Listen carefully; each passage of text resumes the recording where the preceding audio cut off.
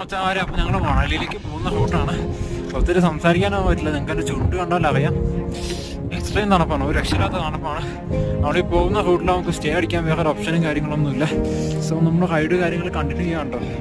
ഇവിടുന്ന് ഏകദേശം എനിക്ക് തോന്നുന്ന ഒരു 100 കിലോമീറ്ററൊക്കെ ചെന്ന് കഴിഞ്ഞാലായിരിക്കും ഇനി റൂമും കാര്യങ്ങളൊക്കെ ഉള്ളൂ. തണുപ്പെന്ന് വെച്ച് കഴിഞ്ഞാൽ ഒരു രക്ഷയില്ലാത്ത തണുപ്പാണ്, സംസാരിക്കാനും പറ്റുന്നില്ല.